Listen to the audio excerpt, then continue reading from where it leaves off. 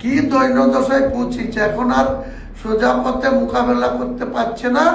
AI করে video বানিয়ে Humayun কবিরকে malign করার চেষ্টা করছে। ওই অভিষেককেও ছাড়বো না, মমতাকেও ছাড়বো না, কুণাল ঘোষকেও ছাড়বো না, ববিকেও ছাড়বো না। 4 জনের নামে একজনের নামে মানহানি মামলা করব। প্রমাণ করবে আমাকে যে বিজেপির কোনো নেতার সাথে আমি কোনো লেনদেনে আছি, কোনো জায়গায় একসঙ্গে এক ফ্রেমে বসে মিটিং করেছি, কোন হোটেলে করেছি, না কোন রেস্তোরাঁয় করেছি, না কোন পার্টি অফিসে করেছি, প্রমাণ দেবে। তা নাহলে একজনের বিরুদ্ধে মানহানি মামলা করব এবং তাদের বিরুদ্ধে এই মিথ্যাচার করার জন্য আরও মুসলিম ভাইদের কাছে যতটা আপিল করার দরকার, যতটা অনুরোধ করার দরকার করব। পশ্চিমবাংলার সর্বস্তরের শ্রদ্ধাভাজন নাগরিকদের উদ্দেশ্যে আমি কয়েকটি কথা রাখছি। আমি হুমায়ুন কবির AJUPর রাজনৈতিক পার্টির চেয়ারম্যান। আমার রাজনৈতিক দলের সূচনা করেছি 22শে ডিসেম্বর 2025।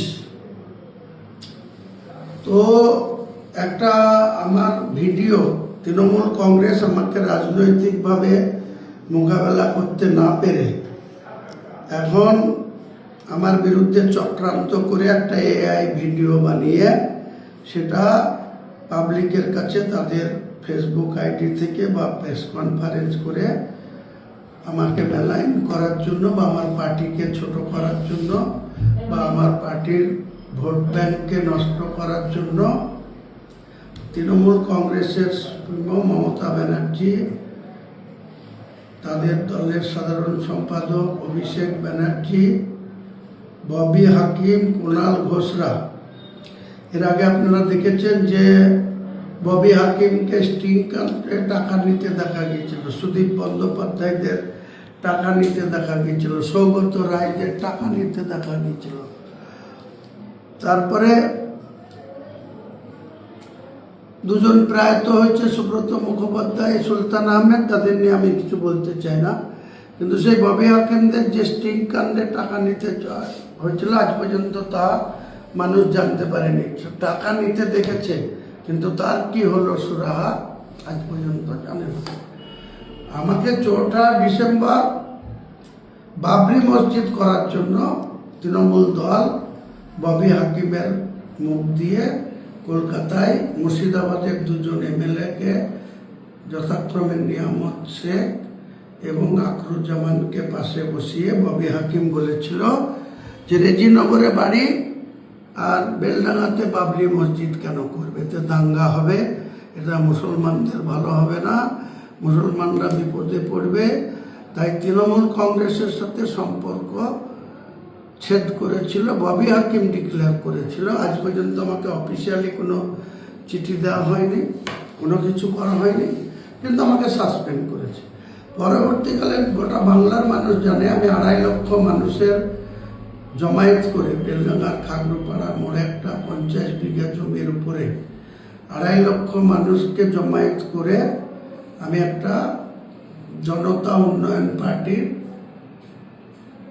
ওপেন করেছিলাম। পরবর্তীকালে সেই জনতা উন্নয়ন পার্টিটা আম জনতা উন্নয়ন পার্টিতে রূপান্তরিত হয়েছে। ইলেকশন কমিশন সেটাই আমাদের অফিসিয়ালি মানে রেজিস্ট্রেশন করেছে এবং আমাদের পার্টির লোগো হুইসেল চিহ্ন বাসি চিহ্ন হয়েছে। এখন যেহেতু গোটা বাংলার মানুষ আম জনতা উন্নয়ন পার্টির পাশে দাঁড়িয়েছে, যৌথভাবে আসাদুল্লাহ ওয়াইসি সাহেবের, আসাউদ্দিন ওয়াইসি সাহেবের AIM পার্টিকেও সঙ্গে রেখে আমরা যে নির্বাচনে অংশগ্রহণ করছি সেটাকে ভয় পেয়ে আমার বিরুদ্ধে AI ভিডিও বানিয়ে 19শে ডিসেম্বর 2025-এর ডেট দিয়ে আজকের দিনে ছাড়া হচ্ছে। আমার মমতা ব্যানার্জির কাছে, অভিষেক ব্যানার্জির কাছে, কুণাল ঘোষের কাছে, ববি হাকিমের কাছে প্রশ্ন, 19শে ডিসেম্বর তো মুখ্যমন্ত্রী ছিলেন, চিফ সেক্রেটারি ছিলেন, হোম সেক্রেটারি ছিলেন, রাজ্যের প্রশাসন ছিল, তৃণমূল কংগ্রেসের এসব নেতারাও ছিল। তাহলে 19শে ডিসেম্বরের যদি এই ধরনের ভিডিও তাদের কাছে থেকে থাকে, আমি কার সঙ্গে কথা বলেছি, কার সঙ্গে চুক্তি করেছি, তাহলে অপর দিকে কে?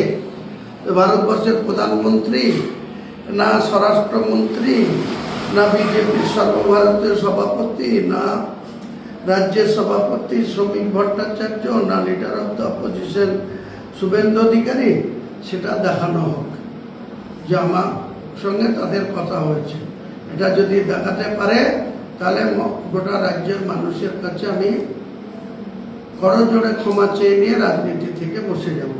আর যদি না দেখাতে পারে তাহলে আমাকে বা আমার পার্টিকে ছোট করার জন্য, বাংলার মানুষের আমাদের সম্মানহানি করার জন্য যে প্রভাকাণ্ড করছে মমতা ব্যানার্জি, অভিষেক ব্যানার্জি, কুণাল ঘোষ কবি, তাদের বিরুদ্ধে আমি আইনগত ব্যবস্থা নিতে বাধ্য হব, বা আমার মান সম্মানের যে ক্ষতি হয়েছে, আমার পার্টির যে ক্ষতি হয়েছে, সেটার ক্ষতিপূরণ হিসেবে তাদের বিরুদ্ধে মানহানি মামলা অনারেবল হাইকোর্টে করতে বাধ্য হব।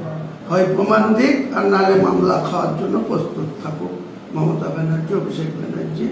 আরো ভালো ভালো খবর দেখতে সাবস্ক্রাইব করুন বাংলা হান্টের ইউটিউব চ্যানেল। বাংলা হান্টের আরো খবর দেখতে নজর রাখুন। বাংলা খবর মানেই বাংলা হান্ট।